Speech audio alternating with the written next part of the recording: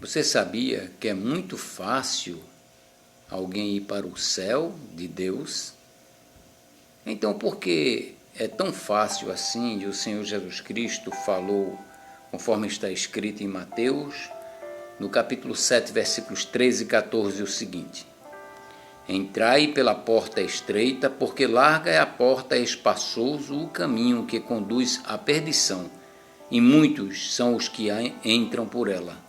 E porque estreita é a porta e apertado o caminho que leva à vida, e poucos há que a encontrem.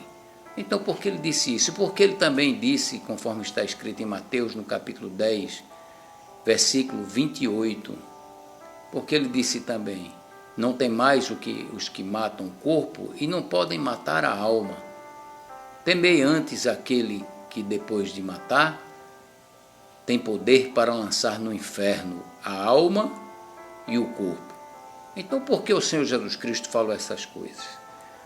Porque você percebeu que nesse texto de Mateus capítulo 7, versículos 13 e 14, ele ordena a cada um que entre pela porta estreita e não pela porta larga? Isso quer dizer que o entrar pela porta estreita ou pela porta larga não depende de Deus, mas de você. Por quê? Porque Deus deu livre-arbítrio a todo homem para que ele escolha o seu próprio caminho. Deus não quer que ninguém seja robô dele. Por exemplo, se você é casado, o noivo tem uma namorada ou um namorado, você gostaria que a sua namorada, seu namorado, esposo, esposa, noivo, noiva, estivesse com você porque alguém obrigou ela a estar ou ele estar com você? É bom? Mesmo você amando essa pessoa, você gostaria que essa pessoa estivesse com você assim? Por obrigação? Por que você acha que Deus gostaria de estar com pessoas que ele programou para que estivessem com ele, que o amassem, porque ele quer ser amado por essas pessoas e pronto? Não. Deus deu o livre-arbítrio às pessoas para que as pessoas o amem espontaneamente, se quiserem amá-lo. Por isso que ele disse: entrai. Ele ordenou para que cada um entrasse. Por que ele fez isso? Porque é tão importante entrar pela porta estreita e não pela larga. O amor a Deus deve ser espontâneo. E para entrar pela porta estreita, que é o caminho para estar com Deus, só entra por essa porta quem Deus vê que o ama verdadeiramente. Por isso que Deus, antes da fundação do mundo, escreveu os nomes de todos aqueles que ele já sabe que irão amá-lo de verdade. Você sabia disso? Então, Deus não quer ser amado por obrigação, mas espontaneamente. Então, você mesmo decide o caminho que você deseja andar. Mas Deus deixou muito fácil para que você conseguisse entrar pela porta estreita. O que foi que ele fez? Deus olhou do céu à terra e procurou um homem justo aqui na terra que pudesse pagar seus pecados com obras ou com religiosidade, e não encontrou ninguém. Sim, não encontrou ninguém. Se nossas obras pudessem pagar os nossos pecados, ou nossa religiosidade, a nossa religião, seja qual for a religião de alguém, você acha mesmo que o Senhor Jesus Cristo teria perdido tempo para descer do céu para pagar um preço que você pode pagar de si próprio, que eu poderia pagar? Você acha que ele faria isso mesmo? Então, por que Deus mandou seu Filho Jesus Cristo para morrer na cruz e pagar um preço que não era dele? Porque todos nós somos errados, somos pecadores. E por causa disso, infelizmente, nós não conseguimos pagar os nossos pecados. Em Romanos capítulo 3, versículo 23, o apóstolo Paulo, inspirado pelo Espírito Santo, diz: porque todos pecaram e afastados estão da glória de Deus. No versículo 10 do mesmo capítulo 3 de Romanos, ele diz assim: como está escrito, não há justo nem sequer um, não há quem entenda, não há quem busque a Deus. Deus procurou uma pessoa só e não achou. Se houvesse uma pessoa só que pudesse pagar seus erros, seus pecados, que fosse uma pessoa santa de verdade, Deus não mandaria seu Filho Jesus Cristo. Por isso que em João capítulo 3, versículo 16, Deus inspirou seu servo a escrever, João, o apóstolo, escreveu o seguinte: porque Deus amou o mundo de tal maneira que deu o seu Filho unigênito, para que todo aquele que nele crê não pereça, mas tenha a vida eterna. Sim, meu amigo, o amor de Deus por você e por mim foi tão grande, que Ele quis deixar muito simples a entrada no céu pela porta estreita. O plano do Pai com o Filho, que sempre existiu junto com o Pai e o Espírito Santo, porque Deus sempre foi, é e sempre será Pai, Filho e Espírito Santo. O Filho sempre foi Jesus. E o plano de Deus com o Senhor Jesus, antes mesmo do mundo existir, porque Ele já sabe de todas as coisas antes que aconteçam, até depois do final do mundo, né? Para sempre, eternamente.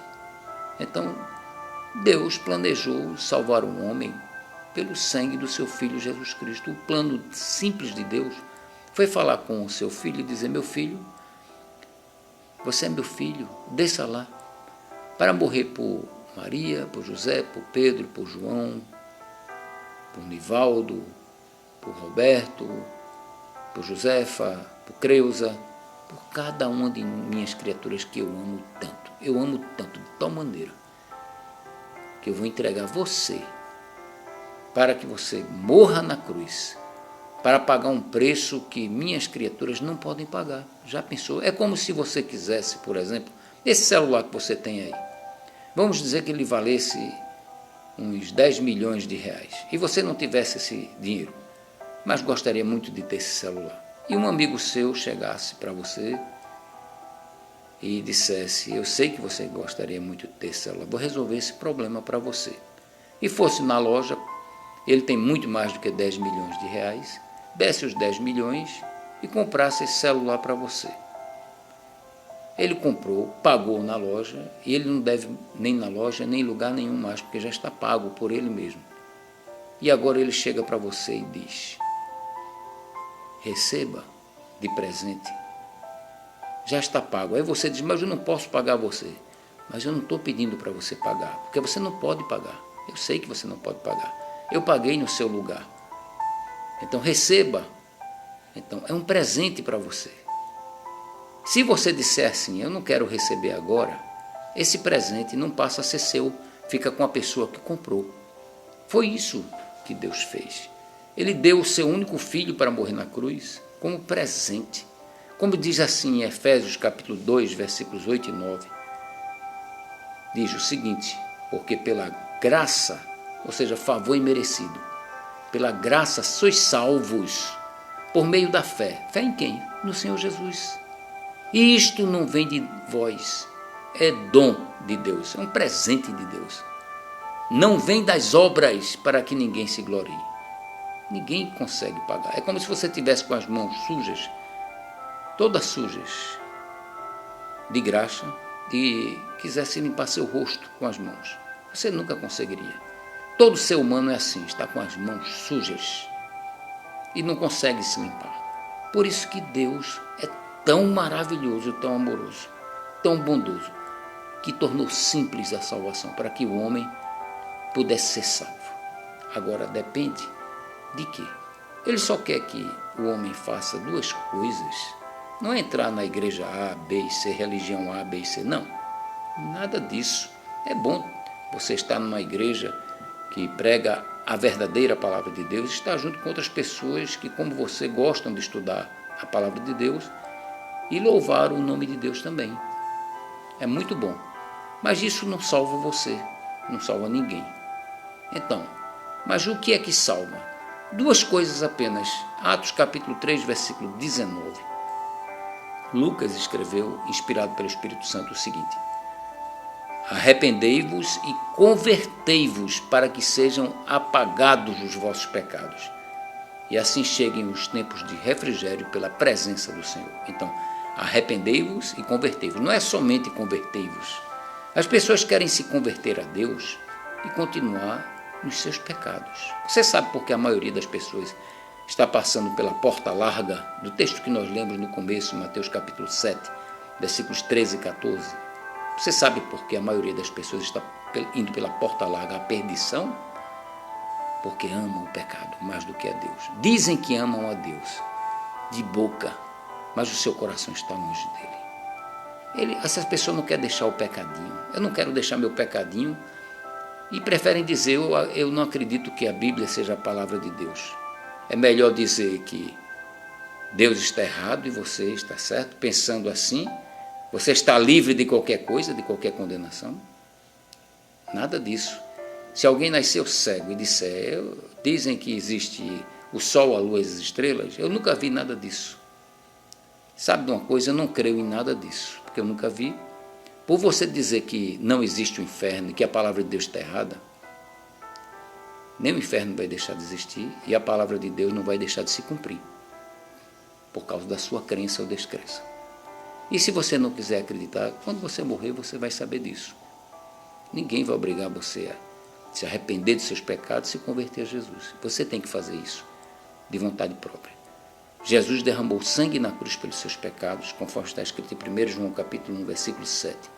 Se andarmos na luz como Ele na luz está, temos comunhão uns com os outros, e o sangue de Jesus Cristo, Filho de Deus, seu Filho, nos purifica de todo pecado. Todos os seus pecados foram pagos pelo sangue que Jesus derramou na cruz, que Ele quis derramar. Ele poderia ter acabado com todo mundo ali. Ele não usou o seu poder para se livrar da cruz, porque Ele te ama, porque Ele quis pagar o preço que você não pode pagar, e você só precisa receber. Agora, para receber é preciso se arrepender de verdade dos seus pecados, antes de se converter a Jesus. Então Jesus Cristo, Ele quer te dar salvação de graça, pela sua graça. Ao terceiro dia da morte dele, Ele provou que morreu porque quis. Ele ressuscitou em carne e ossos, com corpo físico. Em Lucas, no capítulo 24, versículo 39, ele diz assim: olha as minhas mãos e os meus pés, que sou eu mesmo, ao palpar e me verde, porque um espírito não tem carne nem ossos como vede que eu tenho. Como vedes que eu tenho. Que eu tenho, não é que eu tinha. Então, Jesus Cristo está vivo, com corpo físico, em carne e ossos. Então, Ele morreu. Qual é mais fácil, descer de uma cruz ou sair de um túmulo com 3 dias de sepultado? Jesus Cristo fez o mais difícil. Ele saiu do túmulo. Por quê? Porque Ele cumpriu o plano de Deus, o Pai com Ele, que seria morrer na cruz e pagar com o sangue dele teus pecados. E Jesus está vivo nos céus. Aquele homem que era um bandido ao lado de Jesus não tinha religião nenhuma, não tinha boas obras, não tinha nada, não rezou, nada. Ele orou 9 palavrinhas, ele disse: Senhor, lembra-te de mim quando entrares no teu reino. Ele sabia, o Senhor Jesus sabia que o coração dele estava arrependido de verdade e se convertendo a Ele. Aquele homem, ele disse: hoje, em verdade te digo que hoje estarás comigo no paraíso. Não foi no purgatório, porque não existe purgatório em Bíblia nenhuma do mundo. Não foi em reencarnação, porque em Hebreus 9, 27, a palavra de Deus diz: está ordenado ao homem morrer uma só vez, vindo depois disso o juízo. Depois da morte vem o juízo, não tem reencarnação, não fica vagando por aí, não. Isso que fica vagando por aí, aparece de vez em quando, são demônios transfigurados, querendo enganar você para as religiões falsas. Então, meu amigo, receba Jesus Cristo agora, peça a Ele essa salvação, diga a Ele que você é um pecador perdido e você não pode pagar seus pecados, em oração, nem em reza, não.